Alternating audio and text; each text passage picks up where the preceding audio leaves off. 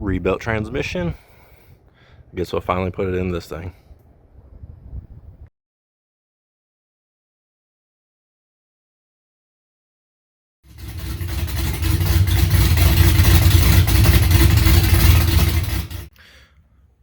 I'm going to work, pulling the transmission out. See if we can get this swapped out this week too.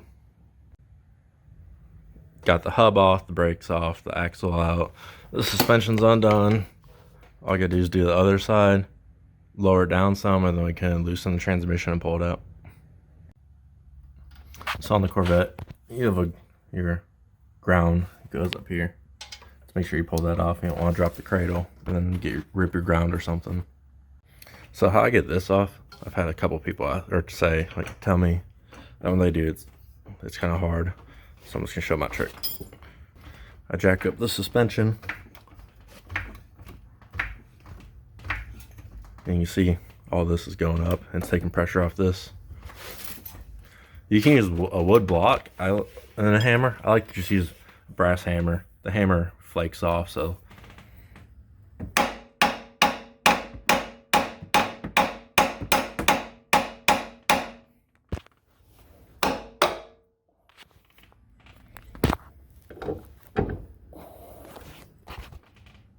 And it's off.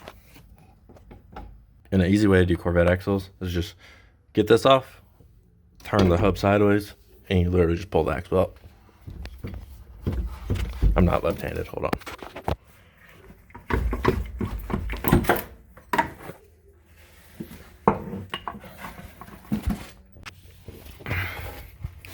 Just gonna go ahead and drain it. I already got most of the transmission bolts out. Everything's loose. But since this transmission's not going back in, I'm draining it. Just gotta pull the converter bolts out. Got a couple, there's like 2 transmission bolts left. And then I'm gonna drop the cradle and pull the transmission. Just gotta drop the cradle. It's this bolt right here. This bolt right here. There's one on both sides. I think they're 21 millimeters. Got the bolts out. And it's loose. Got a jack with wood under there holding it up. And I got a jack stand with wood holding the transmission and stuff.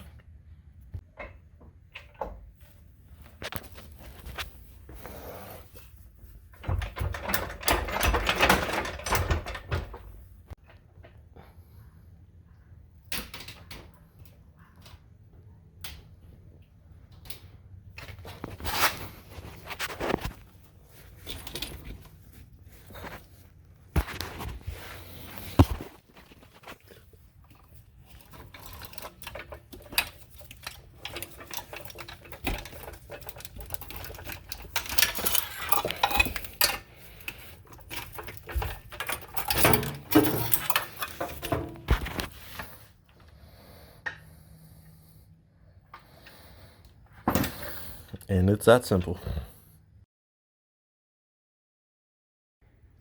Reward myself now with some dunking.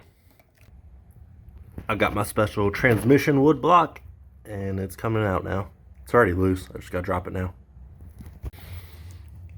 And it's out. What time is it?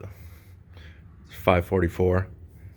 I think I started around like 4:15. So let's say 1.5 hours to pull a transmission out of a Corvette. That's including, had to take the car out, pull the car out, turn around, pull back in the garage, jack it up, and then pull the transmission. It was about 1.5 hours.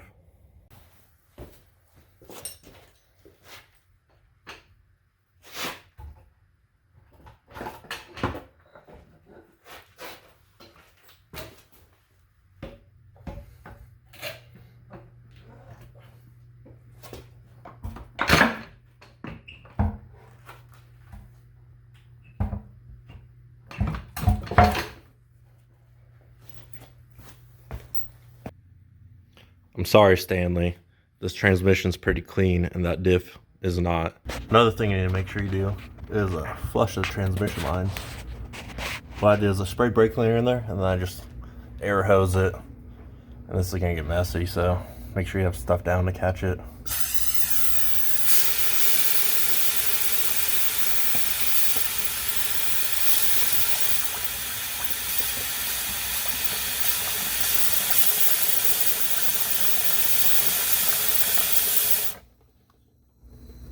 I've already done a lot and made a mess, so we're gonna go ahead and toss some fluid in this thing before I get up in the car. It'll just make it easier to get a bunch of fluid in it while it's on the ground, or I can just funnel it in before we have to pump it in. Got a whole case of it from the dealer. Got the new converter. Go ahead and get this filled up too. We get it tossed on.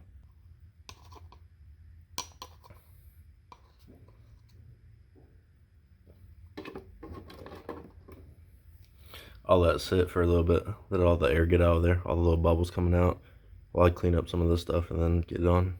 Got more fluid in it, got the converter on it. Now we're about to put it up in the car. Got the transmission on my handy dandy transmission jack, aka a floor jack with wood. Now what you got, raise it up and bolt it in. There it is. See? Nice floor jack, some wood, and a balancing act. So we got everything all hooked up. It's all bolted up, wired up.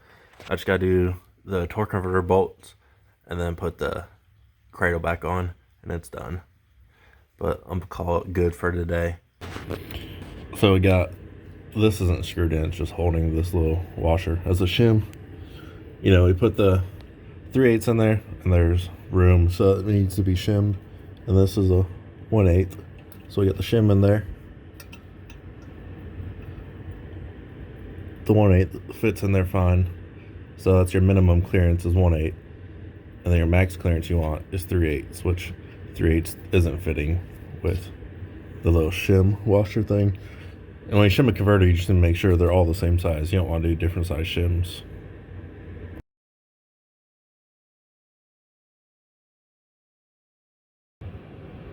Ooh, look at that. That Circle D.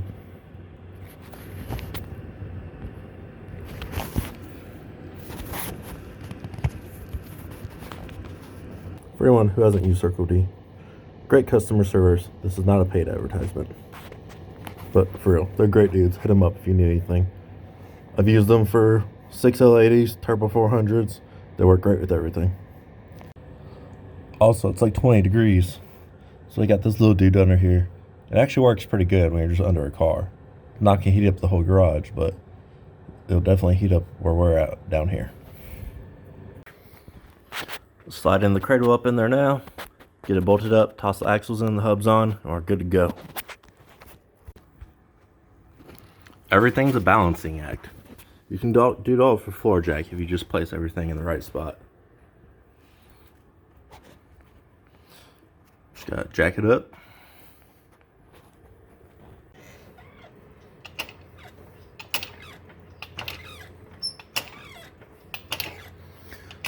Make sure you're watching the lines and stuff. You gotta put the wires back through here and the e-brake cables. Don't want to pinch the brake lines. Those get bolted to this. It's two little 10 millimeter bolts. I forgot how to talk. Got the wires put in, the e-brake cables. Sorry I didn't record doing it, you know. I'm just doing this by myself. If you guys watch Nigel's videos, we usually have a camera set up on a tripod while we're working on his car. Or I'll be filming stuff like when he does cage work, like stuff that I'm just kind of like, hey, hold the flashlight type stuff. My dad's always like, hold the flashlight still. I'm trying. I've been sitting here 20 minutes. My arms are shaking. You gonna fix this or not? Another thing too is the shocks. They're gonna hit this. So you're gonna have to, just like that, just slide them up over there, then keep jacking it up. This is definitely easier with two people, but it's definitely doable with one person. With the transmission mount, get it going. Obviously, it's not going to go up here until it's through here. So I just get it going a little bit, toss one of the nuts on there, just enough to hold it. That way, as you're moving it up, this isn't coming in and out because you end up fighting these things. Got it all snugged and bolted in. See if it falls off the car. And it's in. Time to put the axles on. Also, to you do-it-yourselfers or whatever, these bolts, don't ugga-dugga them off. Don't ugga-dugga them on. You can tighten them up, but don't like get on it. These need to be torqued by hand, because if you break these bolts off, they're in the frame and yeah, good luck with that. So for putting the strut back on, what I do is I just, as you can see, get the jack out, and I just jack it up a little bit right here. And then that lines up, and then I toss the bolts in. Same thing for the hub. I jack it up.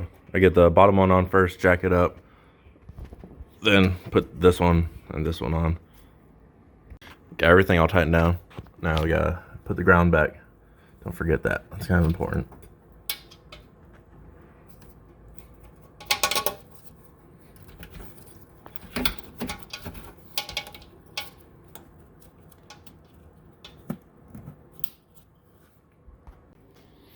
Done with this side. All I gotta do is just zip tie the speed sensor cable, and this side's done. Got the passenger side done. Everything's hooked up, bolted up, plugged in, zip tied. All I gotta do now is we're gonna load the tune, do trans relearn, and do the fluid. Got the transmission tune riding it. It's erasing the old tune or whatever's on the TCM, and it's gonna ride it. Doing it right entire since it's a brand new transmission. While the tune's riding, I'm gonna go ahead and toss the exhaust on since we're gonna be waiting a few minutes anyway. And by exhaust, that's what I mean. Just the X and then dump. Got the exhaust on. Well, what exhaust there is.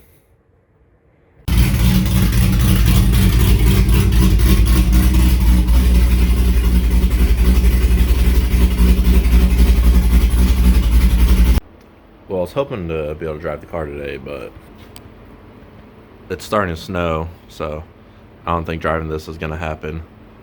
The weather says it's going to be clear this weekend, though, so I'll get some miles on it Saturday or Sunday.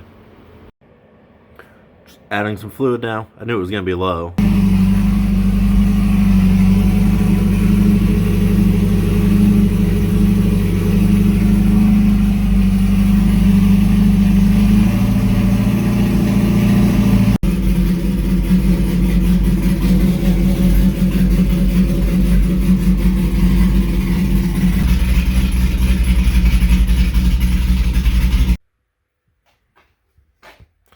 I don't think we're going to drive it any today either. Everything's done on this. I'm just going to go ahead and toss the wheels on. We did the transmission, all that stuff. Just got the fluid checked. We did the transmission clean process, the relearn, purged all the clutches. Ran it for a while on the jack stands just to get the clutches, get some like heat in them, get them moving, get fluid in them. So we go ahead and throw the wheels up on this thing. It's still snow everywhere outside. So tomorrow we'll go put some miles on it. Got the wheels back on it. All we gotta do tomorrow is just take it off the jack stands and then take it out for a drive. Well, it has successfully moved out of the garage under its own power. So yes, let's take this thing for a drive and hope we don't die in some ice.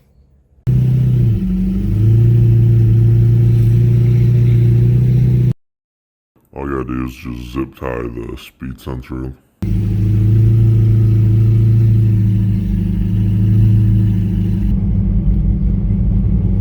We're doing good so far. The transmission's not getting hot. I mean, it's only like 37 degrees out, but even before the transmission would be getting hot by now. We have all 6 gears. We have reverse. The converter's locking up just like it's supposed to. We're trying not to hit snow and ice on these drag radials because I really don't want to die.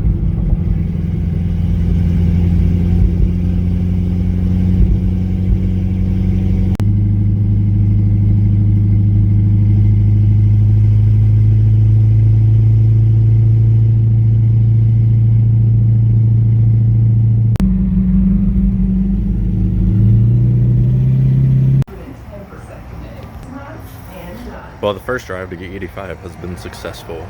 Got gears, it's not overheating the transmission or the car, so that's good.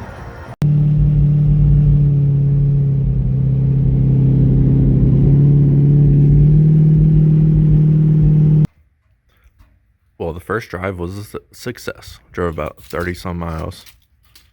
Didn't die. Car runs good.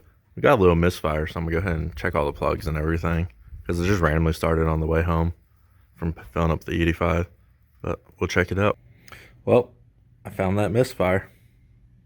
Pro tip for you Corvette guys. If you don't run mufflers, it's so much easier to work on this thing. But we're gonna top off the diff since we spilled some diff fluid doing the transmission.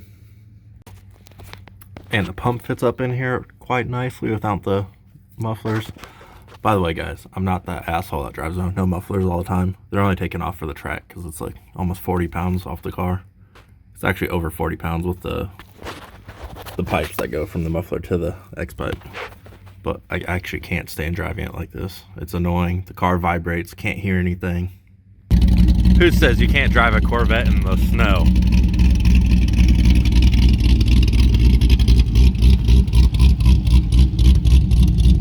Is it totaled now?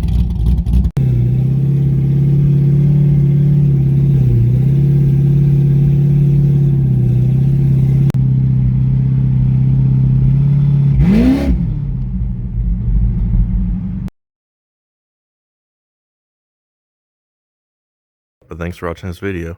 Go ahead and check out my other videos and click that subscribe button.